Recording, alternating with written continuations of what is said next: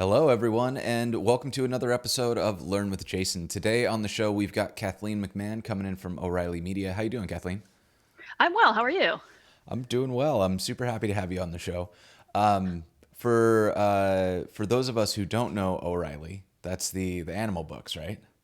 That is the Animal Books and an online learning platform and conferences and lots of stuff. Yeah. Awesome. Do you want to Yeah. give a little background on yourself, what you're doing, all those good things? Sure. So I am a senior front-end engineer at O'Reilly Media, and I am the design system tech lead. I have a long history as a designer and a developer, but right now I am flexing my front-end engineering and accessibility chops over here on the design system. So it's very exciting work to make a design system that puts accessibility at the forefront of our components. Yeah, that's really cool. Um, how long have you been doing that? Here or in general? Well, just I guess working on this particular design system. This particular design system, about a year and a half. Nice, very cool. Yeah. Um, Yeah. and so our goal today, what we talked about is first, I really want to learn about design systems because, in the past, either I was at IBM where there was a team that gave us a design system, so I didn't work on it, or I've been on smaller teams where design systems were either impractical or just not feasible with the size of team that we had. So I'm really, really curious to learn more. I think a lot of people are tuning in to learn exactly the same. So I'd love to dive into some of that. And then I know we had talked about playing with MDX as a way of documenting design systems. And I'm super excited about that because we have some information from Chris Biscardi, from the greater Gatsby ecosystem, and I don't think either of us has really done this in earnest. So it'll be a good chance to fumble along through the docs together. Excellent. So yeah, what would you recommend for getting started? Like, how do you want to kick this off? So do you want to start off with building, do we want to build a component first, or do we want to document our component first? Like Yeah, how, well, actually, I mean, you've just touched on one of the great philosophical questions. Should you document first to understand the component, or should you write the component so that you can see how it works and then document how you did it? oh, that's a good question. Um, the way we have been doing it, because we had an original design system and we rebooted a little bit to mature the code a little bit Hmm. more than we used to have a lot of like feature specific logic in there. And what we did is we extracted a lot of this feature specific logic out of our components to make sure that our components would be um, more using handling presentational logic versus any like very feature specific logic that can get often shoved into components and add a layer of complexity. Hmm. So when we rebooted, we took a look at the components, tried to simplify them, keep their variations intact, and then wrote our documentation. Because Okay. once we had a component, figured out some variations, and we're like, all right, how do we document um, this is your basic button, this is your primary button, this is your secondary button, this is your tertiary, this is your destructive button, Okay. use cases to use it, do you want an icon in your button, and any other best practices that you could document in there. So it was a careful dance of blending both, but a lot of times we just started with building the component and we are trying to stay as atomic as possible first. Cool. Yeah. There's Holy a buckets, did that just work? there's a joke in the chat about documentation driven design from Mr. Nime, which I actually kind of like that as an approach. I found that sometimes like I like the approach that you just described, and then just to kind of offer the other take on that. I have found that in the past, sometimes I'll have an idea and I'm like, this is a good idea. But if I have to Mm-hmm. articulate it, I can't get through all of the edges or the kind of the fuzzy ends of what that idea looks like. So if I start to write down what it does, and I have to kind of write the docs and the design document, like, look at this cool thing and what you could do with it. In the process of doing that, I'll discover edge cases and weirdness that I wouldn't have caught by writing the code first. And so it's kind of an interesting thought process, especially if it's I feel like when you're very atomic, it might not make as much sense because you're like, it's a button. You click it and it does things. But if you're like, this is a kind of a more advanced, complex feature, writing it down how it works and what people would do and what the various states are. I did a live stream, I guess it was months ago at this point, with David Korsheed, who wrote XState. And it Mm-hmm. was the idea of writing a finite state machine. And he talked about it the same way. He's like, well, if you sit down and you think, what are all the possible states that this can be in? And then you Mm-hmm. kind of document that. And in his case, he was talking about document it by writing the X state map. Then you have to be very explicit about what you're doing, and it makes the end code cleaner. Yes. But so going back to what you were talking about, I'd actually love maybe something that we could do to just kind of kick out an idea is we could build an extremely simple form, maybe with just a text input and a button, and talk about like at what level of abstraction would we break that up? So do we want like an input component and then a form component that uses that, or would the form itself be its own design system component? I feel like if that's too much, let me know, because I'm not sure how much time it takes to do any of these things. Oh, I'm thinking of like all the ways, all the props you could put in to support even an input component. So I'm like, a form component, that's more of a wrapper. So that's Mm-hmm. when you are combining a form with an input and a button, that's more of a composite versus an atomic unit. So And I think that right yeah, there you've touched on kind of why I thought this would be interesting, because yeah, now we're talking about not just the atomic units like a button, but how do you, because I imagine a form is something that a design system would have an opinion on. And so how do you create those composite units to make sure that they function well? And if I am not a designer and I just drop 5 inputs and a button into a form, how do I make sure that they look like they're part of the company's design system? yes. That I'm glad you asked that. So a lot of our components right now, like our button, our input, our selects, they will all, when they're using Semantic HTML, which is one, you get all that accessibility out of the box if you ask your colleague. Marcy, who helped me Mm, get my start in accessibility, by the way. So I'm giving a great. shout out to Marcy Sutton on that. Yes. Um, our components are using Semantic HTML because if Semantic HTML, they're almost like little frameworks in a box. I'm quoting Tatiana Mack here. It's like a button element, semantic button element is like a little framework. All the stuff under the hood is handled for you. So it's beautiful. What we did with our components is we have our buttons, our inputs, and our selects, and even our text area component all have the same minimum width. So we have to cater to users that maybe not be as familiar with React components. And we also have users that are used to taking component and abstracting away from it, adjusting some of the styles for it for their needs.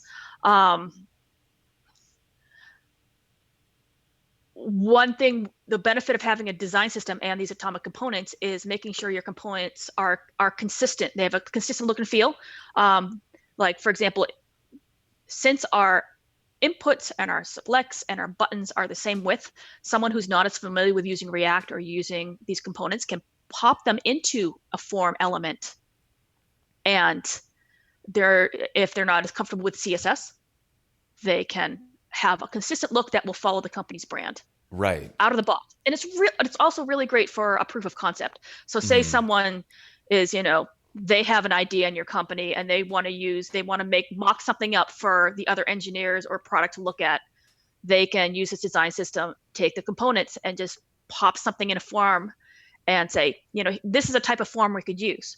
And they're not taking the time to like, oh, this button is too wide, this is too narrow, it doesn't Yeah. look like that's the benefit of having a design system. It's like you have something that behaves consistently and also looks in alignment with the brand.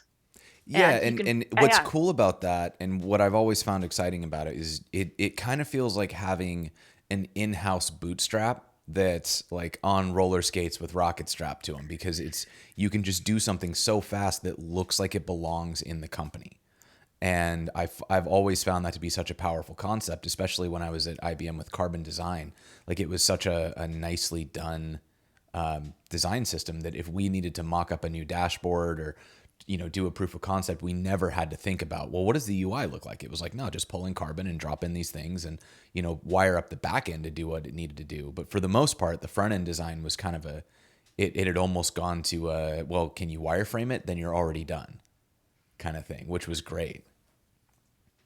And it's good for those use cases. I know that there can be some pushback in the design community that, if you have a design system, sometimes that can make everything look the same. But you can also counter that with, okay, your certain atomic units can look the same, but there's your level of consistency. Mm-hmm. This is just a design constraint now you have freedom to think about the layouts.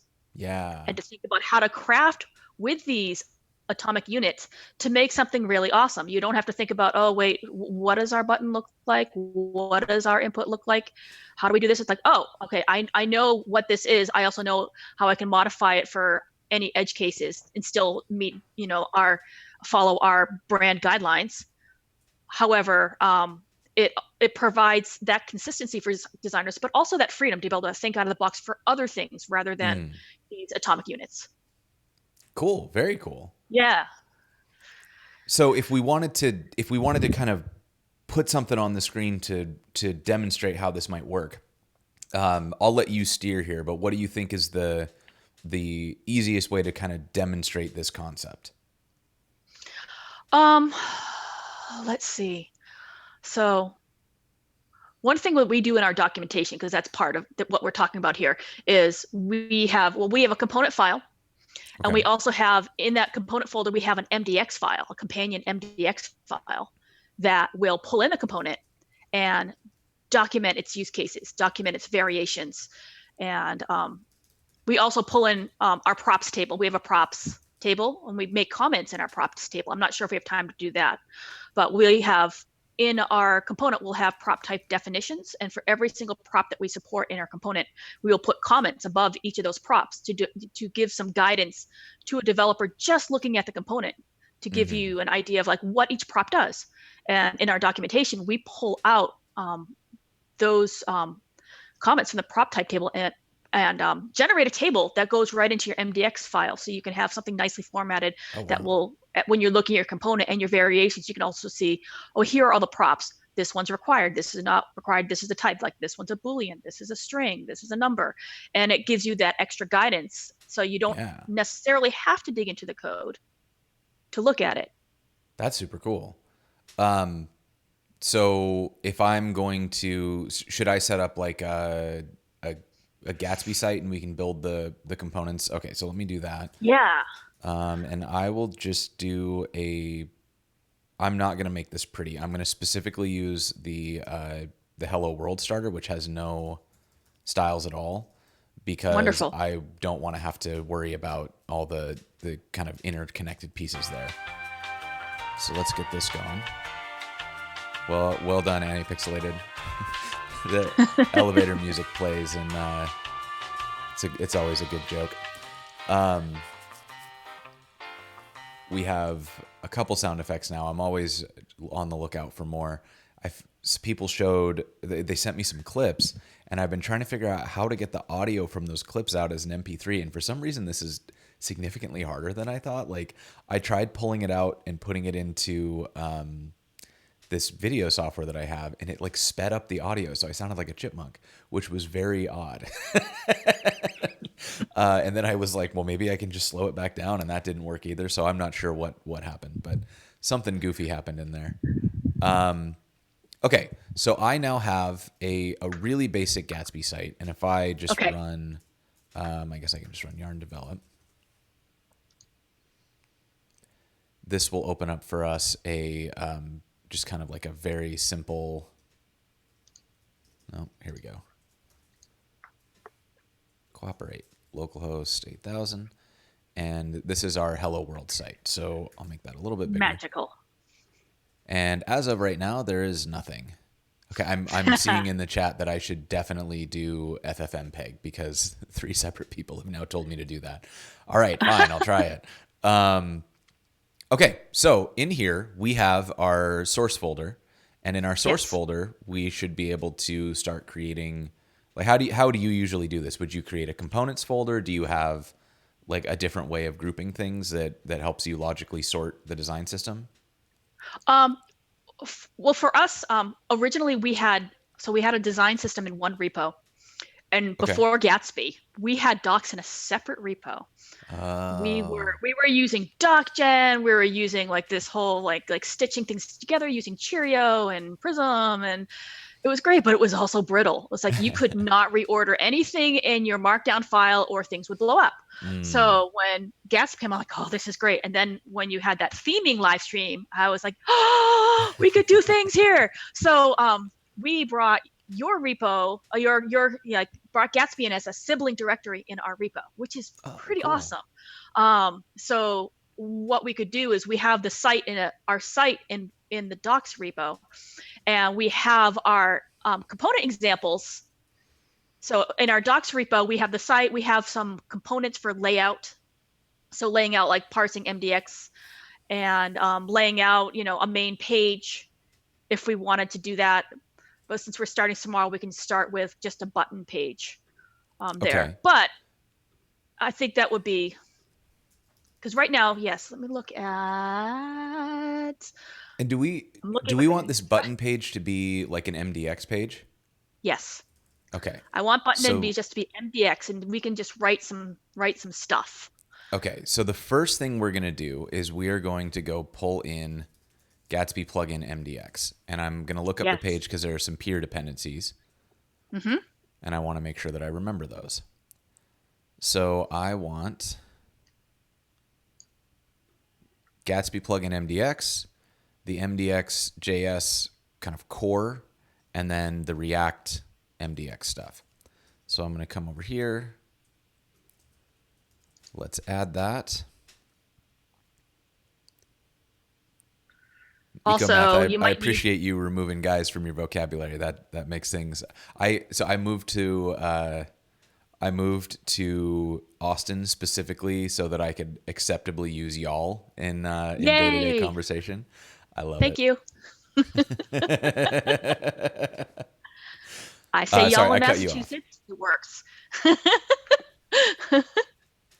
um, yeah. So you're adding Gatsby MDX, but there are the at MDX.js, MDX, and React and tag. Do you also still need those? Yes, and I did add those. So now in our package JSON, we've got the MDX, the core, and the React, and then we have Gatsby plugin MDX. And so Okay. here in our plugins, we've added Gatsby plugin MDX, and what should happen from here is that I have a button.mdx in our pages, and we should be able to Hmm. just say like, "Hi, this is a page." Wonderful. And when I start this up again, let's see. It should just give us a button page now, and I should be able to go to localhost 8000/button, and we'll be able to see the text in this .mdx page. So let's go check that out. And it just works.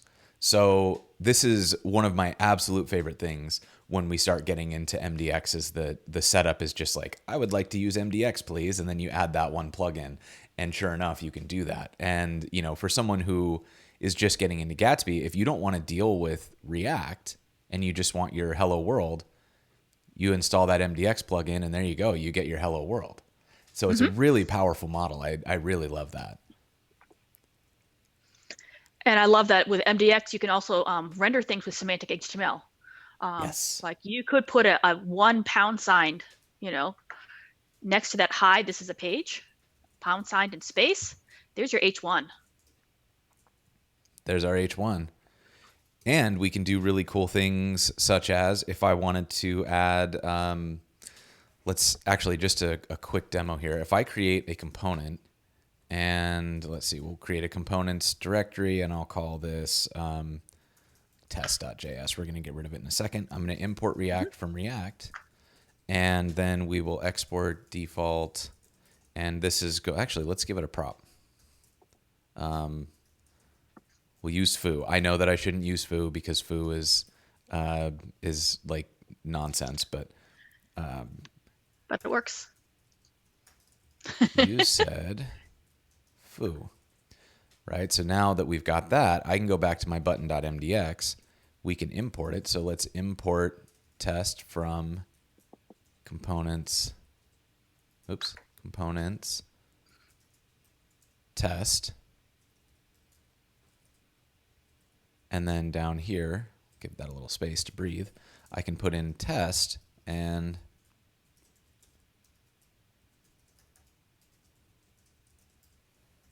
now when we go back out to our page, we have dynamic React driven content and we were able to just drop that stuff right in there. So it's really amazing. So yeah, I think this is a really powerful way to work and a really powerful way to kind of control everything. But yeah, so cool. What should we do next? We've got like the basic setup. We have a button page. It's parsing MDX, so we can show our MDX file right in, or we can show the design system component right in our page, which is amazing. So lead us. What should we do next, Kathleen? Okay.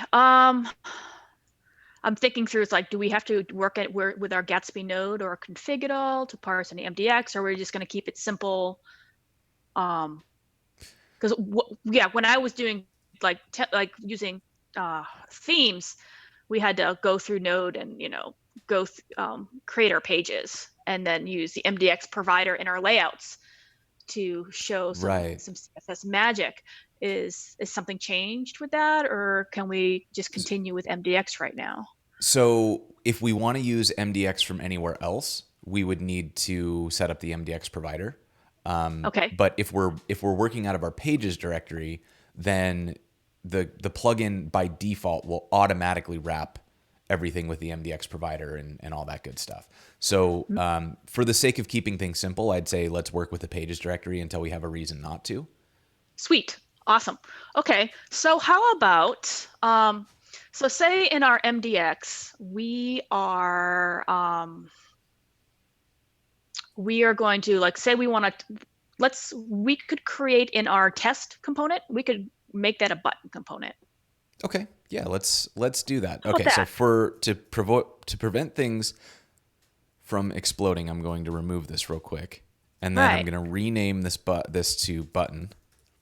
Oh, hey, what's up? Chris on Code joined us. He's the creator of Scotch.io. We've been heading over to his stream. He's been learning Gatsby stuff recently. It's been really fun.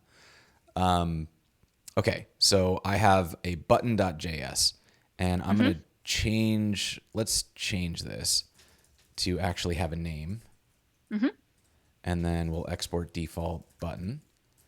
And we shall return a button, not a paragraph. We shall return a button. It shall not be a div. That was like very Charlton Heston, like, you shall not div. You shall not pass. Okay. Oh, wait, yeah. So if we go... So now we have a button. Type... I'm just adding some things that I know should be on a button, and then we can decide what needs to happen with this after the fact. Because I imagine you're going to want to do some props and things, right? Yeah, because we actually didn't even, because the default, if you don't add any default to the button, does it default already just to submit or to button? I forget. It defaults to one of the types, even if you don't add the type attribute, which is pretty cool. But right now, you have a semantic button. Yes. When you pop that into your index or your button MDX right there, so we can import it. Components button. Yep. And then I'm going to look at our button, and this is how you introduce your documentation. You could have, like, instead of hide this page, you could have like that H1 say button. So it's like you're introducing what a button is. Isn't it great? Yes. So now if you look at it, we have a button. It's clickable. It does nothing, but it's got buttony things. Yeah. Does it focus? Can you tab onto it? Sure can. Yes, there's a focus. There's a focus ring. Yes. Look at Excellent. that. Very nice. Um, so in documentation, a lot of times you are introducing your component. You are showing the different variations, like a primary, secondary, tertiary, which will Holy add buckets. props Did and that like just work? toggle classes on and off depending. However, um, a lot of times in documentation, you'll see a button, but as a developer, you're going to want to see the code under the hood. Like you're going to want to see a snippet of the JSX that's powering that button. So in our document, we haven't figured this out yet, and that's one thing I would love to figure out soon. We pop in our component into our MDX, and Mm-hmm. sometimes we wrap it in a display box to have it render. But here it's rendering wonderfully. In your JSX, Mm-hmm. I mean, excuse me, in your MDX, you could right now, just for demo purposes, you could underneath that button use bash syntax to paste in the code from button.js. Yeah. Is that going to work? Yeah. It does. Yep. There it is, right? And that's magical. Um, but sometimes you can, oh, can you put JSX next to it? The three hashes? See if it, nope, it does I not think we're show going to need to everything. install something to do syntax highlighting. Oh, that could be the MDX. It could be the MDX tab. That's one of the ones that we had. At MDX. Oh, Right. which And one? so I think, let's see, Oops. it was like prism highlighting MDX. I'm pretty sure there's like there's a whole guide to this. And how do we do it? Because there was a button, prism-react-renderer. Yep.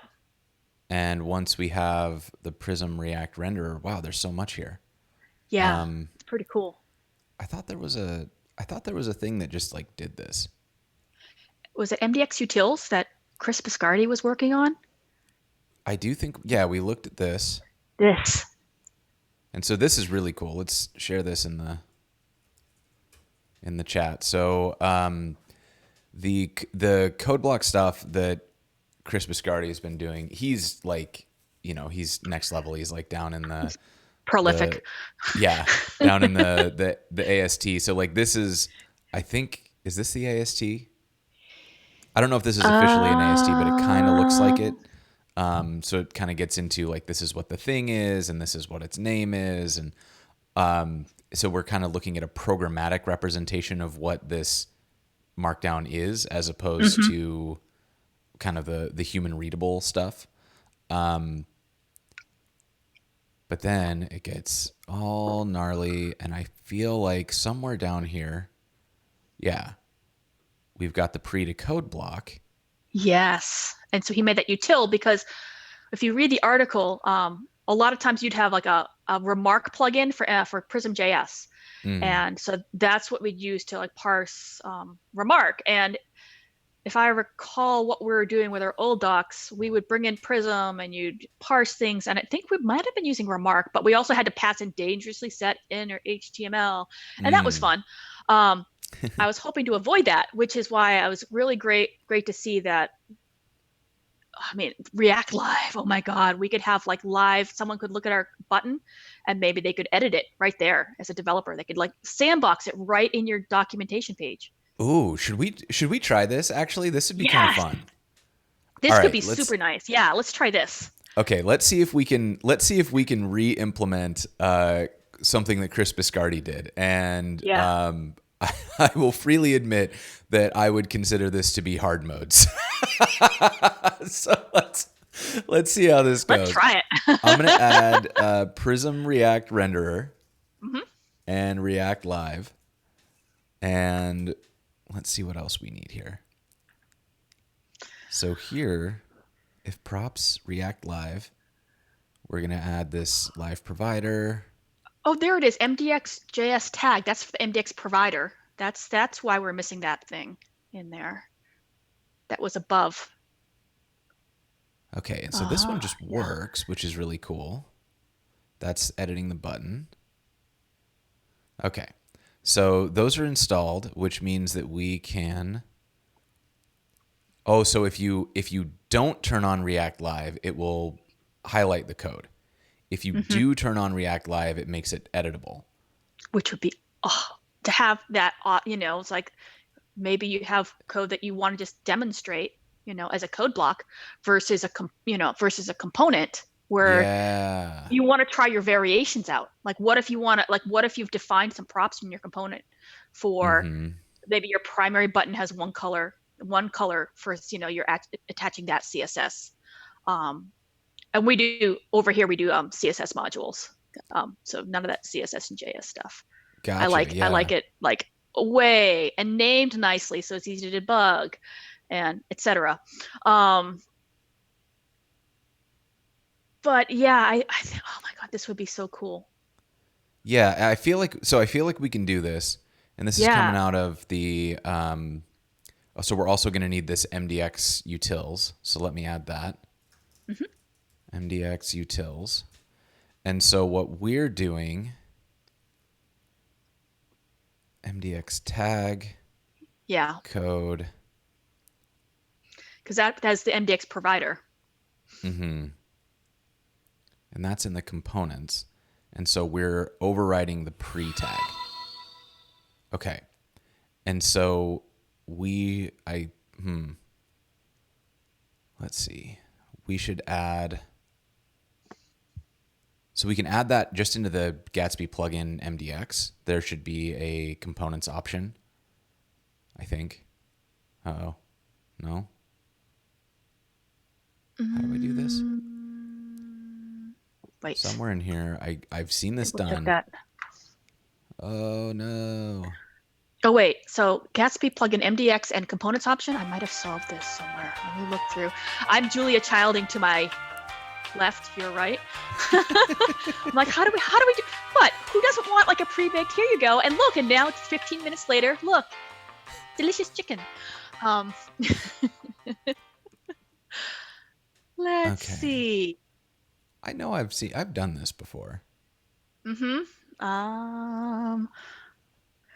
Resolve Gatsby Components. MDX options. Components. MDX provider. So I guess we Oh, just have to provide oh, our own MDX provider. oh, we did this. I did this in our layout. So we have a layout that rendered our homepage, and we also had a Okay. template that renders things. So what you do is okay.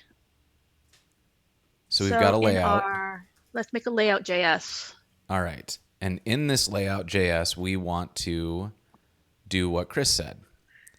And Yes. so that starts here. This is how Here. we're Yes. actually going to do Yes. this. You want to wrap things like Oops. what you're going to do is you're going to export a const of layout, pass in children. Okay, so we've got const layout equals, that's going to have children. Children. And then inside of it, We're going to return an MDX provider, which is going okay, to and do wrap. we just straight up return that? We sure do. MDX provider. MDX provider. Yep. And then we're going to need to pass it components. So let me get the MDX provider. MDX provider comes in from, is that from Gatsby plugin? It's That comes from in from MDX.js that tag. tech. Yes. No. Uh-oh. No? Doesn't this come in from Gatsby plugin MDX too? I think it does. Oh, okay. I'm gonna try this. If this doesn't Okay. work, we will come back. Okay. I Because believe I'm that looking at my they. code and I remember using MGX.js tag unless something has changed. Oh, So hey, Chris Biscardi has arrived in the chat, which is good. We now have hooray! adult supervision. Hello. We are talking about your amazing blog posts that I just scour. And I saw your article about code blocks, MDX, and MDX utils, and I got so excited. I think it was about a week ago. I was like, oh my God, this is what I've been trying to solve. And yes, thank you, Chris. Tag is Code old. block. Tag is old, he said. So, oh, how old, Chris? Like maybe 4 months old? Because that's when I was doing this. Wah, wah. Okay, and then once we have this, we're gonna say const components is going to equal an object, and that's going to have a pre. So we want, whenever we create a pre tag, for the pre tag to change into a React component. So we're kind of overriding default behavior. We're going to change. So by default, Markdown would turn a code fence or a pre tag into the like standard semantic pre tag. So what we're doing here is we're saying, hey, MDX, when you encounter a pre tag, please replace it with this React component, which allows us to customize the behavior. So we are replacing the pre tag, and we can,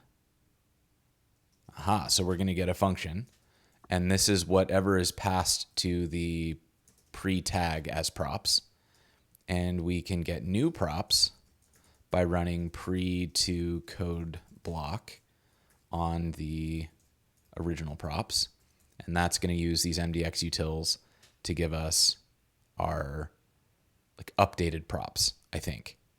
Then, so there might be a pre without props in it. So if there are props, then we're going to return a code block that we have not yet defined. So we will need to define that. Let me just add that real quick. And this one for now, we're going to import React from React. Oh, yes, from components code. Got it. Yeah. All right. And this one is just going to return to do for now. And whoops, then we will export default code. Okay, so we can verify that this works before we have to write all that code. So we're going to import code from code. And also, Chris just said in the chat, import MDX provider from @mdx-js/react. Okay, so thanks, Chris. I, for some reason, thought that it got like re-exported from the plugin. So good catch. Thanks for taking care of me. Don't know what I'd do without you. Like I swear, like I get to look like I know what I'm doing, but in behind the scenes, 95% of my job is being in Slack like, oh God, please, Chris, help. I have no idea what's going on. Okay, so then we're going to return pre. So if we don't get props, like if it's not a code block, then we'll return the original props, which are the pre-props.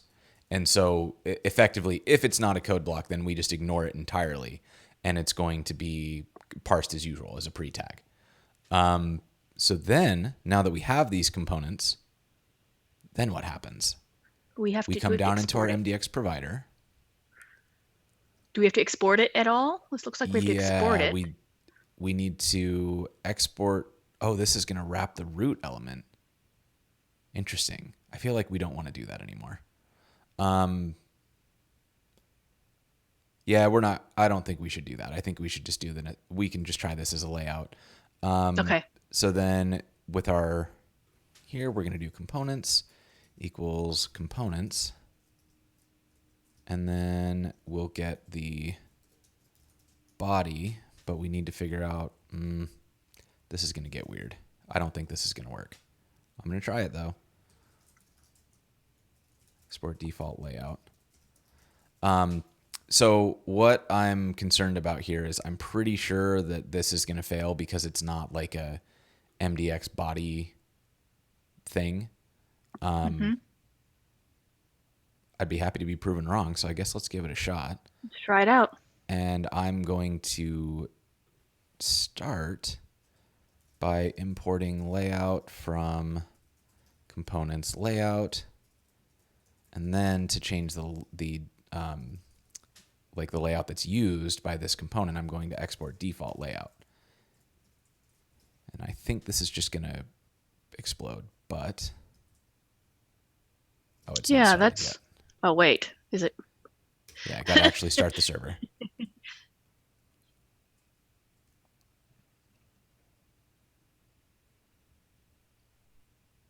Yes, Epona? I'm gonna go with that. There's always a stream. We post it about 24 hours later, so it'll be up on YouTube tomorrow. Did this work? Did it work? Oh, that's exciting. So look at that. It did work, and it gave us our code block. So it returned that to-do that we did. So Could you try pasting in like the, would you paste in like the HTML from the button.js to see what it does there? sorry, I'm sorry. Say that one more Sorry, time. sorry. In the button.js file. In the button.js file. Yep. Can you just grab that button, type equals submit button? Just the HTML portion. Well, it's JSX, but I And do you want that like down here? Try pasting in the JSX part. In the JSX part. Yeah, try in the JSX part for grins. Yeah. Okay, well for now we're intercepting. So let me actually just turn this off. Okay.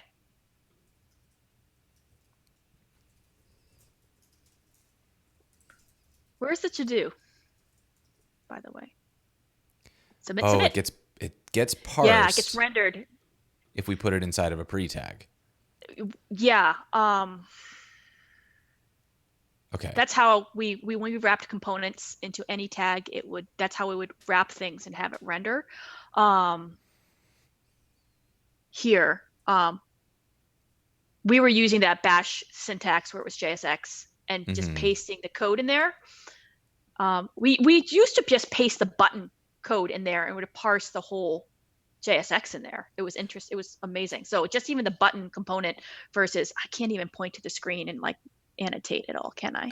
I think you can. There's like an annotate thing. You can like draw circles and like, all sorts of fun stuff. Oh, my mouse is working. Like I'm not. Like, this was what would render when you use this as like bash syntax with JSX and pop this in. This would render as that. What? Whoa, really? It would like unwrap itself? Yes. That is wild. That Actually, I take that back. Yes. I would put up here, like, watch me do this with a mouse. I love this. I love what's happening right now. I would do that for this, and it would render to that. As plain text. Yes. It's glorious. That is like my brain is exploding. I don't understand how that's even possible, actually. But I didn't import this or this. I mean, I guess we can, what happens if I do that? Because I would have a layout file that had the MDX provider there, and I would use that to, once we pointed to like in our, Kathleen, use your words. When we pointed to that in our, is it our config file or our node file? That was we paired. Yeah, when we would use Gatsby source file system and we would resolve. We'd point to the path, and it would just and when we decided which template we would use, we would create a template. Okay. So we made a general template, and our templates would. So that's why it's a little deeper than what we're doing right now. But of course, it could be old information. But we had our template would import React, import the renderer. The reset. Well, we used like we'd import the renderer. We'd import the layout, and we'd wrap our layout component with the reset. We have a different. We'd have a layout component, and we would wrap the page context body with the renderer, and it would just work. Okay. Yeah. So it looks like we do need to use wrap root element here, because what Chris is saying is that we've basically created like an MDX provider inception. We've got like the plugin MDX is adding a provider, and then we're trying to add an additional one. So if we add it as wrap root element, that should be okay. So I'm gonna create Gatsby browser and Gatsby SSR, and I'm going to change this layout to a like utils. I don't like that. I'm going to change this to wrap root element. Okay. And I'm going to move it out of the components because it's kind of its own thing. And we're going to instead call this export const. What? No, stop helping. Const wrap root element. And that's going to equal this. I'm going to change this to element. Is it elements or element? Let's find out. Element. Okay, so I'm exporting wrap root element. Returning MDX provider, component equals components, components equals components, element provider. Yes. Element. Yes. Okay. Provider. Yes. Okay, so that should work. Now what I need to do is I'm going to export wrap root. Oh, is this going to work? Element from source wrap root element. I think that just works. I guess we'll find out momentarily. And I'm going to stop and restart.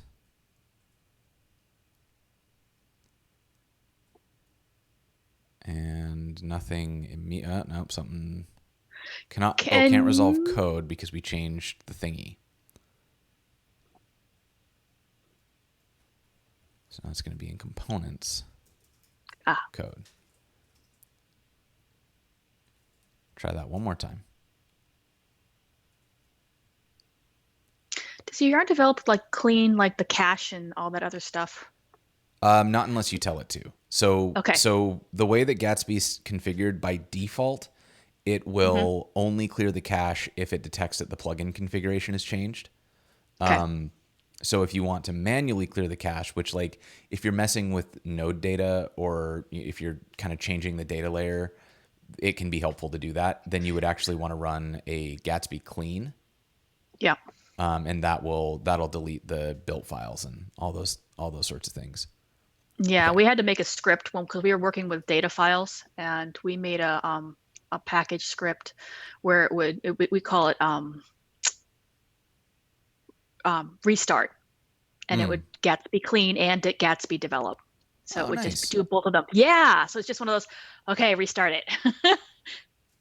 Clear the cache. Do it again. Yeah. So we're back to our code block working. So I'm gonna go. Okay. I'm gonna go into this code block, and now we need to actually build this stuff. Yeah. Oh boy, we're gonna render from React DOM. What are we rendering? There's so much happening in here. Okay. Let's start by just returning a live editor, and then we can refactor to do the highlight part. Does that seem like maybe baby steps here?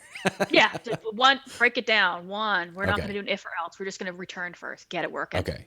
So the very first thing that we want is in code, we need this stuff. We're definitely, going for the one that's the live provider, because we want to be able to go straight for the win and be able to hit our button. All right. So this is going to give us code string, language, and props. And so the code string, I'm kind of making some assumptions here. And oh my God, Mr. Nime rubbed his eyes while eating jalapenos. My eyes hurt in solidarity. Oof, yeah, that one's rough. So the MDX utils, if I am understanding this code correctly, it's pulling out any contents of the pre and calling them the code string. We also get the language by getting the class name. Yeah, because the way that the code blocks would work is it would take like the triple ticks JSX. Like if we do JSX, it would take this and it would translate that into class equals language dot JSX or something like that. Yeah. It's that Prism thing. Yeah. And so what is happening here is we're just chopping off the end of it and getting the language itself. And then any other props that were added get passed through. So that gives us these elements here, code string and language, and then whatever else got passed through. And we are going to create this live promoter. So let's return. I'm just going to, for now, do it like this. We're going to do the live provider. And the live provider needs the code. And that's the code string. And then it looked like there's a no inline. I don't know what that option does, but I'm just going to trust that Chris knows what he's doing. We can always try it as false and see what it does later. No inline. Okay. The font is awesome, by the way. Operator mono. Nice. I love that one. And then we're going to do a live editor, a live error, and a live preview. So let's get live editor. Oops. Live error and live preview. If you enable the no inline prop on your live provider, you'll be able to write imperative code and render one of the above things by calling render. Oh, nice. Okay, so now that I've saved that, ooh, it works. Oh, and it's beautiful. And then beautiful. What's lovely about this, and it's editable, right? So like it's editable. Say change the text from submit to submit this. Oh, yep, over here. Sorry, the children text, yeah. No inline evaluations must call render. Did I forget to do that? Did you? Oh, interesting. Wait, how did you do that in the? Did I miss this? Return. Return. There's returns. There's no renders. Remove the no inline prop. Okay, I'm removing the no inline prop. Okay. Okay. Let's try it again. And that's just because we have 2 and 1. Yeah. Okay. Well, that's interesting. Hey. So that would have worked. What we would have to do to get this to work is just put it in a fragment. But we don't have button imported, so we would need to. Oh, wait. Button should be defined, though. Can you back to the MDX? Here? In the MDX file. MDX file. Import button. So is it rendering the button, or because it's rendering the code? It's I get to whoops. Okay, so it's not. It doesn't like. Let me let's simplify this. Easiest possible version. Yeah, it's like we want to have that to render. Yeah.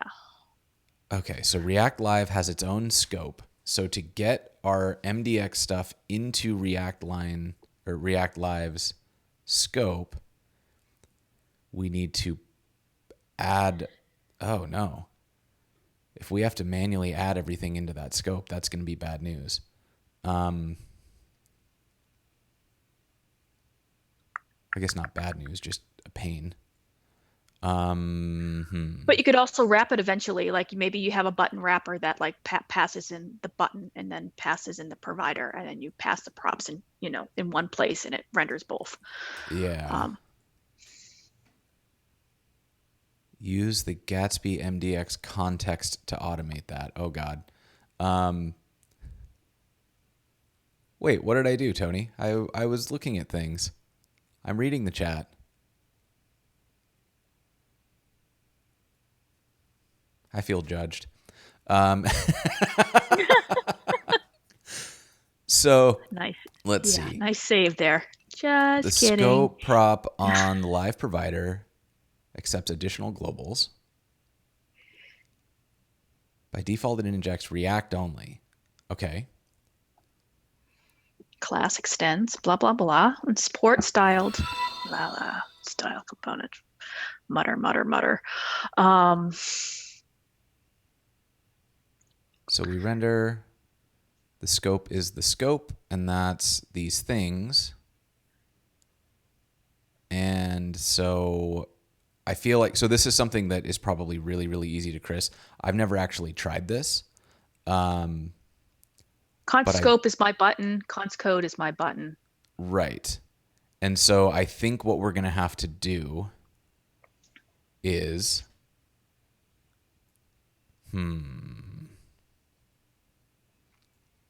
maybe we do this by adding,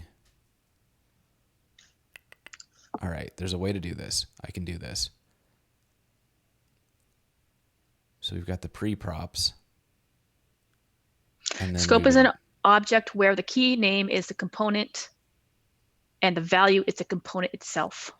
Right. And so if we did something like we've got this import button, then we would need to add a scope of right? Like and button is button or something like right. that. Or I guess in this case, since they're the same name, we could just do this. Right. And then you have defined like the other thing component or whatever in that thing. And then so you have the scope, and then if we went back to the other where the documentation was, I forget where that was. There. Then the code is by button. This area here is probably where you could add props. Like this is like the default, and this is where you could like say code is, but then it's like this is for const code this, but then if we're doing like 3 types of buttons, like 3 variations, would we have to do a let scope, like let? So this is what I'm wondering if we might have to do this to get this to work.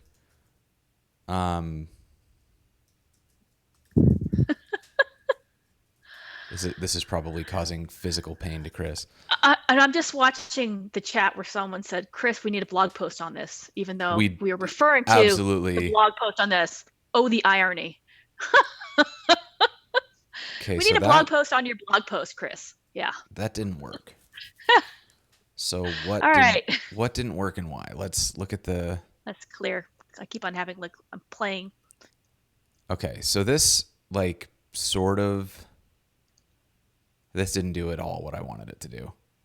How am I going to do this? Object. Nice. Yeah, so, and then if we look, I don't have the React, this profile doesn't have it.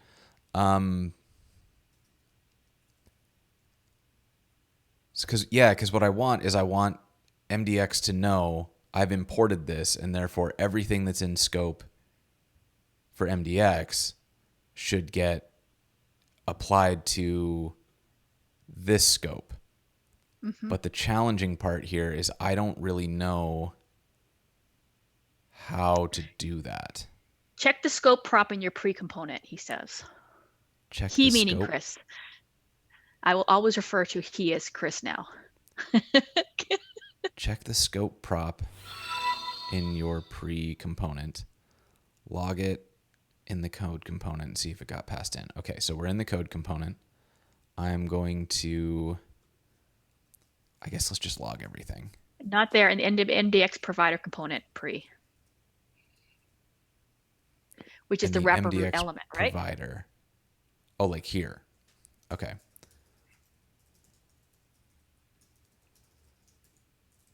Okay, so let's log the props. Here in the console, it logs nothing. What? Why? That doesn't make any... Oh, maybe I have to stop and restart because it's...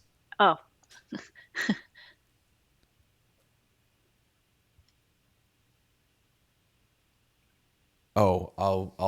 I changed it from like a regular JSX to or from the markdown to like a hard coded pre. And I wonder if that's gonna be an issue. So let's move this out actually.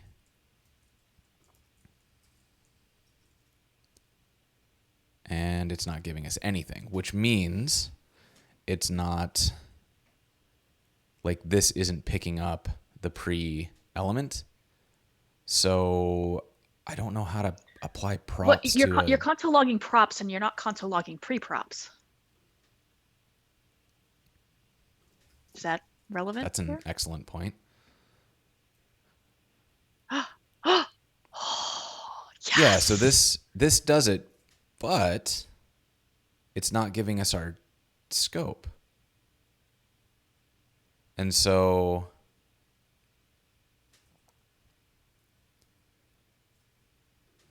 I feel like this is going to blow up. I'm going to try it. Yeah, it doesn't like it. So there's something in, let's look back at Chris's blog post. So up in the MDX utils, where is it happening? We're sending in the pre-props.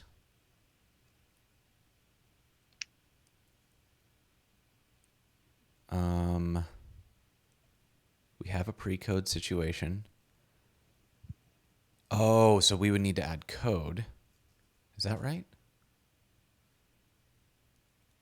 Code, class name. I'm going to just try this because I have a theory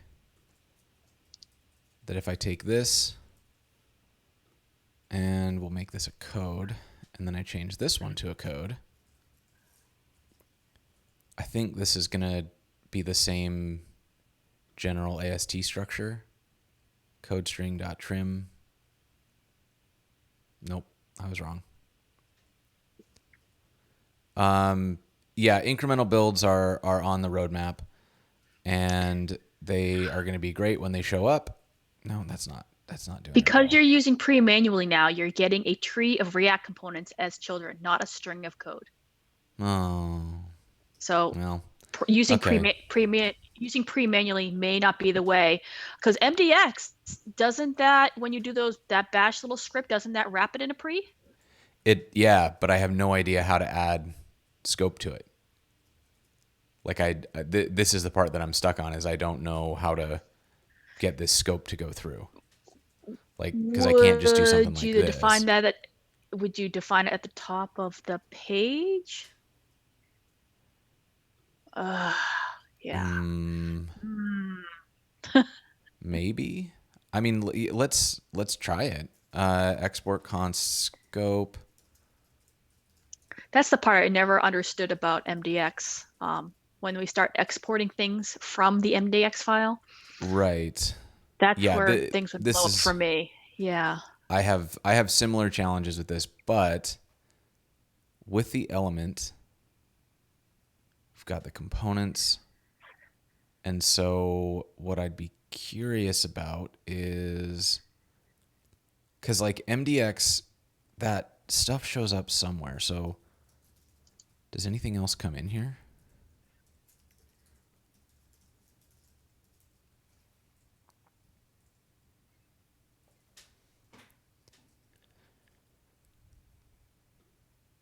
We just get the children, or is it this one here? Get resources, load page. Yeah, that's not what we want. Props. So that's all the stuff we want. Children button. Yeah. Okay. So I mean, we could do something really gnarly, like look at what custom components are there and see if we could load them, but that feels really brittle. I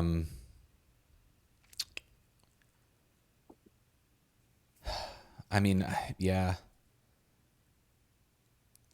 Because the part that's not fun here is like if we were. Can we go back to that wrap root element for a second? Mm-hmm. If props, the pre-props go into the pre down there rather than into the code. See how const props is pre-code to block pre-props, and if props, you return props in the code block, the code component. Otherwise, you return the pre-props into the pre-component. Right. So what we're basically doing with this at the MDX utils is it's looking for a like markdown I see it. style of thing. Yes. And so this bails out with like the original if it doesn't meet. Got it. The there it is. Are. Yeah, because props defined like it imported pre to code block from the utils, passing in the pre-props, and that's defined as props now. Okay. Mm-hmm. Okay. Roundabout way for my wrapping my brain around it. Sweet. And so what I'm wondering though is if so in our code block, we can provide the scope. So we could do like, this is gross, and I don't think this is the way that it should be done, but we can import button from button. And then in here, we can do like scope equals button. And now this is going to work, I think. What? Knock that off. Source components code JS export button was not found in button. Oh, it was the default. That's why.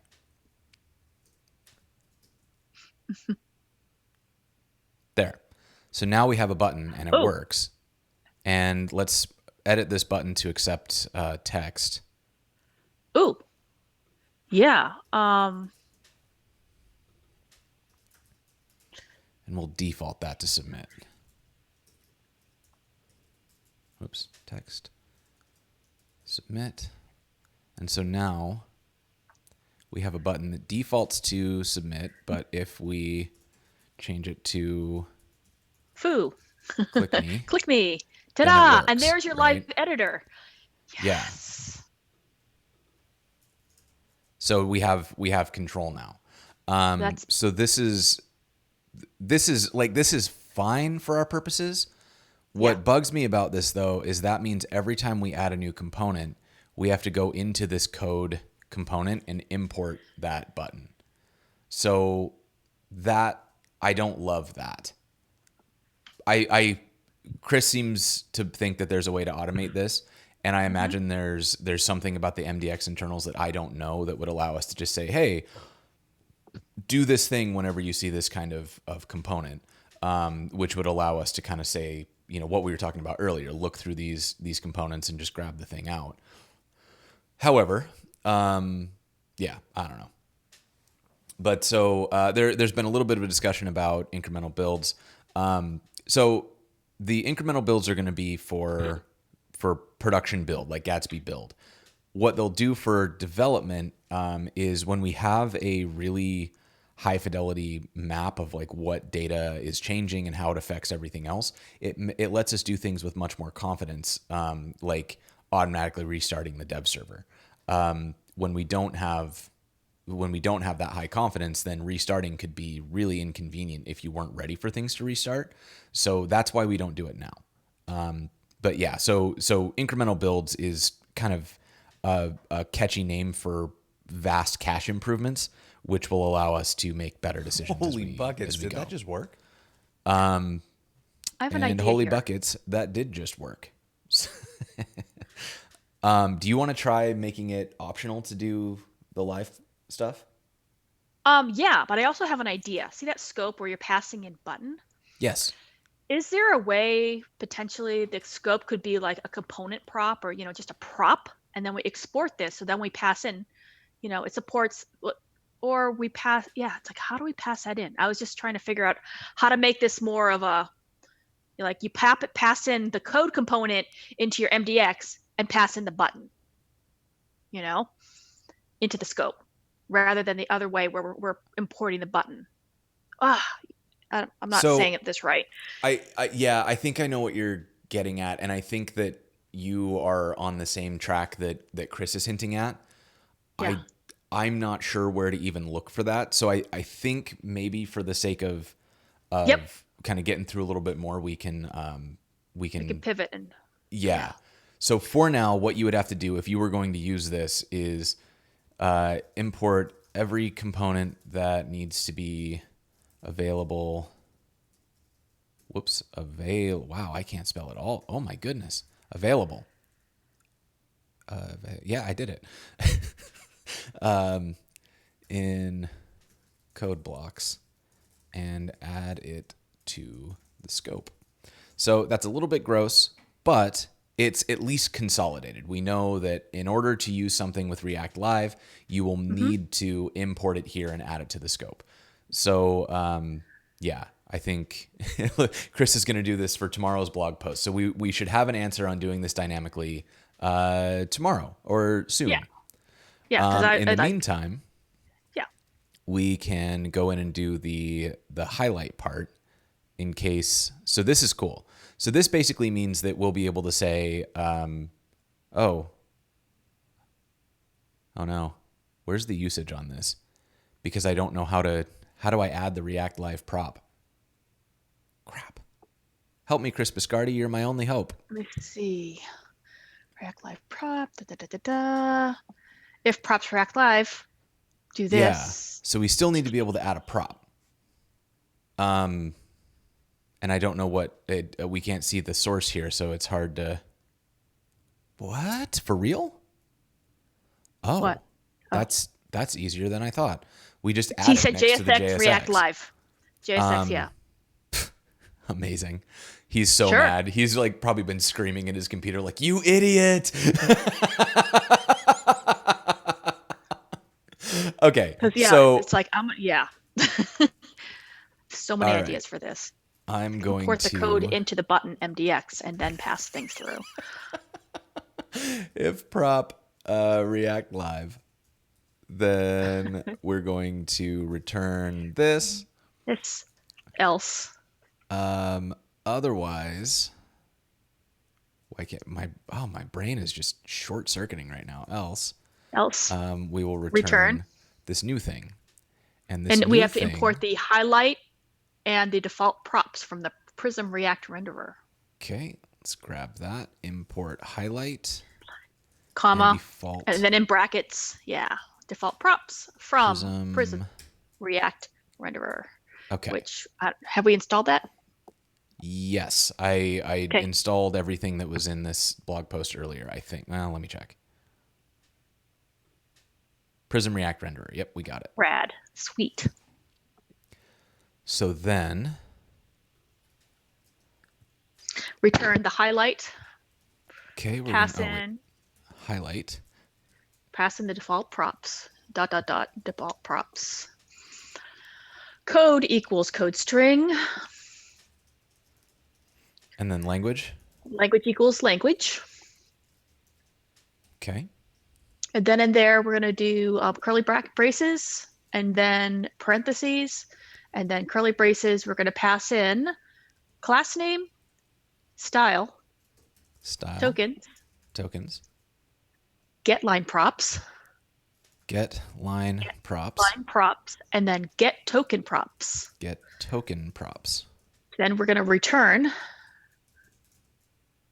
And parentheses. We're going to return a pre with a class name of class name and a style of style, since we'll do inline stuff. And then inside where did style come from? I don't know. It did just there. Oh, it's up there. I got it. Okay. Yeah. Style of style. And then inside we're going to do in our curly braces, we're going to take the tokens and we're going to map over the line and index, line, comma, I. Line, I. Comma, I. And we're going to return a div. And then we are going to pass in the ... get line props method and pass into that method curly braces line and then a key with a value of I, key colon I. And then you will close that with a closing bracket to close the first initial div. There we go. And then we're inside there, we are going to take the line prop and we're going to map over the token and the key. Line.map. Okay, got it. Map. And then in there, going to pass in token, comma, and key. Okay. And then we're going to return a span, divs and spans, span, and pass in ... get token props method. And in there, we're going to pass in token, comma, key. Like as named like this? Yes. Token, comma, key. Okay. And I think that's all of it. Okay. And so it's like a self-closing span? Yes, it is a self-closing span. Hoofda. All right. So that's exciting. Let's give this a. Oh, I screwed something up. If. Need to make that an actual. Happy. Did it fix all my? And it fixed all my no my highlighting. Now, what are these props? Do we ever use these props?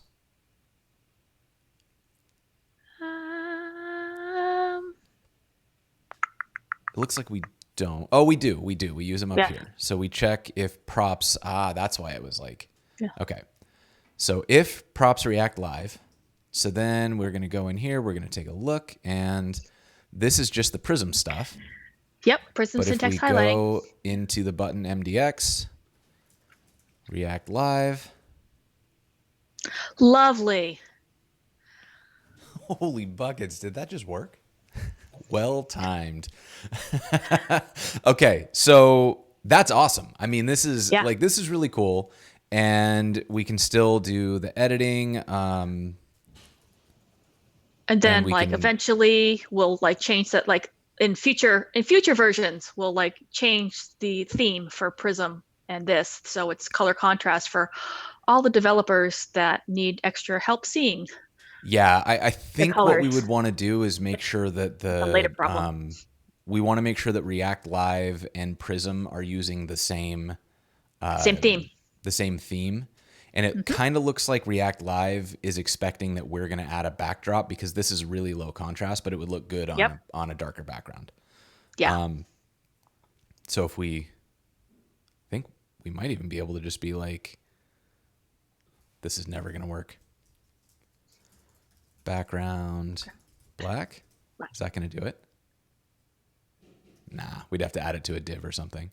No, you'd have to add it to the style equals styles. That would be in the where are we doing that? Oh, down the bottom, highlight. Maybe you would define style somewhere else, and then because it's right now style is style. See right there, the pre. It's like looking for it. So this is for the one that's not live editable. Oh, and so when we take the where is it? Here. When we take this off, that one's actually got the background on it. It's got some, it needs some theme help because this is still kind of low contrast. Right. But for our live editor, I think. Well, we could also do a CSS file and define the pre. If it's rendering a pre, we could just define the pre tag. I think this is gross, but I actually think this is going to work. And then if we go back to the button and we do React Live. Yeah. Yep. Okay. And so now, we lost our cursor though. So there's work to be done here. Yeah, but still. But this is the way that we could control this if we wanted to do such a thing. Oh, nice. There are clips for new sound effects, which I'm excited about. I always love seeing myself quoted out of context. It looks like there's another out of context quote up here somewhere that looks like it should be funny. So yeah, I mean, this is cool. So I feel like we didn't get as deep into the nitty gritty of design systems. But in terms of demonstrating how you could document and show off your design system, this is pretty powerful stuff. Yeah, well, that's the biggest part of a design system documentation is you want to provide an example of your component and variations. And actually having something that's live editable is just such a bonus because if you were using Storybook, that's one thing. You could see something where Storybook instance here. But what's nice about this, when you have a live editor, you have a little sandbox right in your documentation. Yeah. That is so cool. And then eventually you could add a copy button to copy that code, paste it, into your app. Yeah. And it looks like, so we're using prism-react-renderer for our and we can pick a theme, stuff. Right? Yeah. And we can actually just use a prism-react-renderer theme. So if we go through to the theming on prism-react-renderer, then we can just drop that straight in. So is there a list of themes that we can just pull out? Because that'd be kind of cool to drop in. It used to be, yeah. Let me search for that. Prism Themes. Default props contain a default theme. And the default theme. Wider selection of themes. What's the name of them? Dracula is one of them. You always hear about Dracula. Yeah, where are you finding this? Do you? I just did a search, github.com, prism.js, Prism Themes. Available themes, CB, as in Breaker Breaker 10.4, GH Colors. I don't know how to pronounce this. It sounds like it would pronounce like either Pojo-ak or Poho-ake. And XO Zonokai, XONOKAI. Oh, we can do Night Owl, which is my favorite. Yes, I love Night Owl. Let's do that one. Okay. Adam Dark has some nice contrast there. Yeah. Night Owl. Please do Night Owl. Okay, so let's figure out how to do Night Owl. Oh, Accessibility Dark by Eric Bailey. Let's do that one. Isn't Night Owl designed to be also? Yeah, we don't have. So this is the ones on screen here. These are the prism-react-renderer themes. So I think Night Owl. I'm pretty sure that Sarah designed Night Owl to be accessible. Okay. It's Sarah Drasner, yeah. Yeah. Okay, so let's try this. I'm gonna try getting. Let's just do import theme from React or Prism React Renderer. Prism. Wow, I'm so bad at spelling today. React Renderer themes Night Owl. And then I think if we go in here and we say theme equals this theme, and I'm going to delete this. What's that going to do for us? Oh, beautiful. Glory. All right. And then with this one too, I think, could we? How? All right. Maybe I can just do like theme. Will it break? That's not going to work. There's no way that's going to work. Let's take React Live off. Okay, so that one didn't work. All right. But, all right. It did a thing, though. It did a thing. Nightowl.js, and that gives us plain and styles. So maybe I can just drop like... Let's look at Prism React Renderer, because I guarantee there's a thing on how to use these themes. So if I drop the theme into... I want to drop in different themes. How do I drop in different themes? Oh, theme equals theme. It's Chris. Theme equals theme, not styles. He said. Theme equals theme. Or wait, no. It needs to be up here, I bet. Theme equals theme. Let's try it. On highlight, he said, yes. My instinct was correct, and now we have... consistent theming. Beautiful, consistent theming. So now if I come back in here and I change this back to React Live, I'm not going to save it yet. So we're looking at, here's our Night Owl theme. I'm going to save this now. Holy buckets, did that just work? Didn't quite work. But what's really great about this is like, so you have something where you could do like live code, right? You could have this block like pasted in different places, right? You have, you could have in your MDX, you could have, button, and you have the text prop already, supported there, right? So you copy that and you could paste it down there, like copy React Live there and paste it there. Yeah, look at this other one. And then you could paste button and pass in there like text equals something right there. Yeah. And this is how in your documentation, how you show your different variants all in the same documentation. Like you can start giving examples for your developers. Like here's the props we support. Here's an example when we applied these certain props. And it will show right there in your documentation. And that's why it's the whole, like, you're developing your component and you're documenting it at the same time. But this is a good way of sandboxing things and expanding your documentation while you're testing your props as well.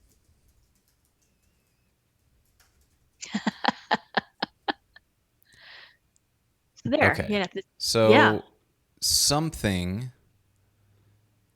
is not quite working with the theming, or there's just an inconsistency between the way that React Live and Highlight apply the theme, because we're applying it in both cases, but we're getting slightly different. Like they're almost the same, but the tokens are different here. So I don't know if I don't know what the inconsistencies are, but regardless, like this is very, very cool. And we could work through what the tweaks are that would need to be made to get these to officially function.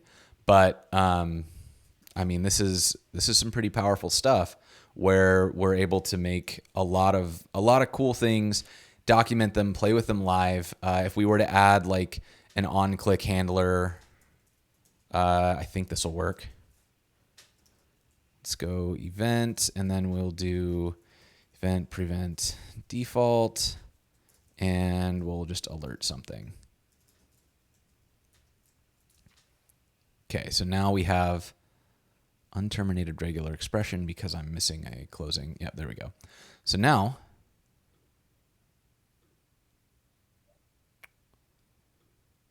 Well, let's console log. Maybe it doesn't like my. No, why don't you want to be a thing? return. Unclick. Your button is Maybe submit. You could also like remove the prop of type equals submit, and it'll just to be a button.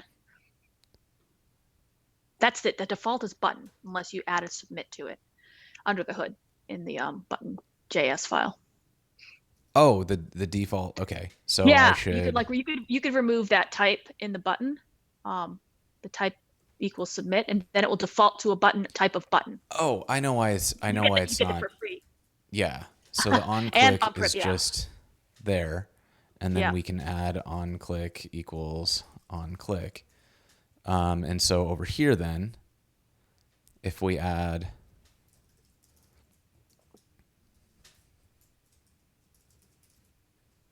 We'll just console log. Console log.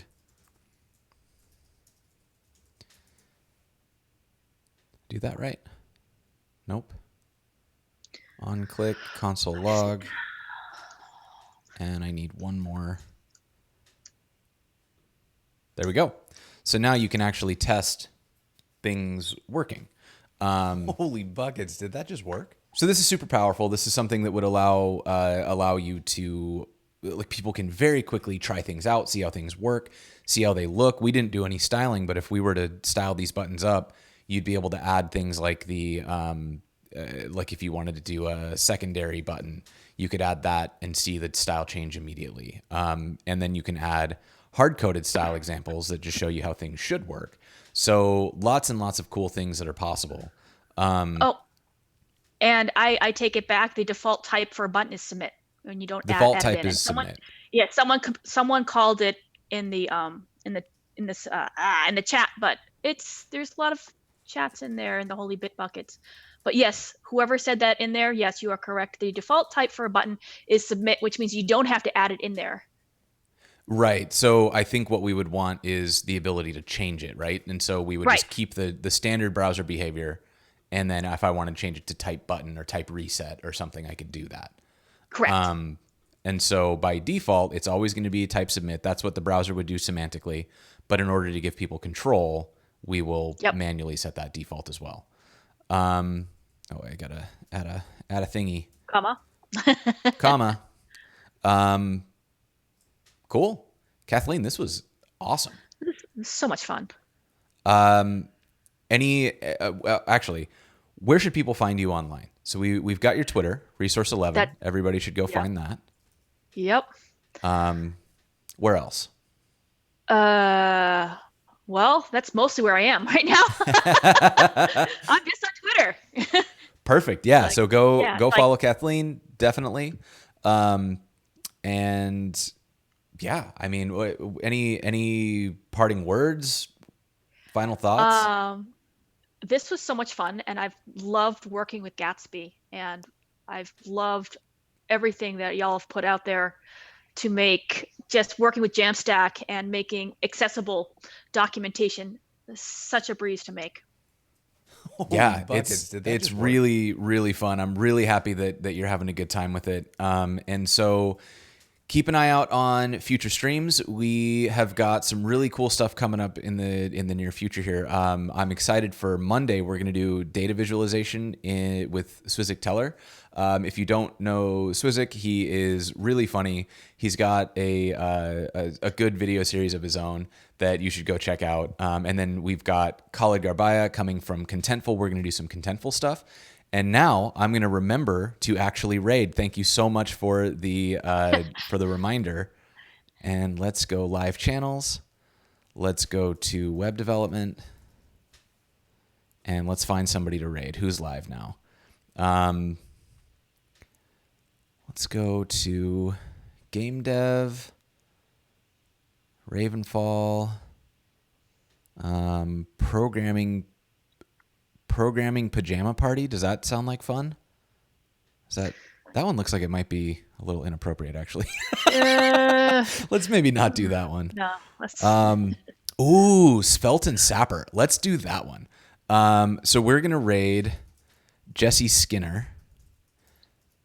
And thanks y'all so much for coming. Kathleen, thank you so much for being on the show. We will see you next time.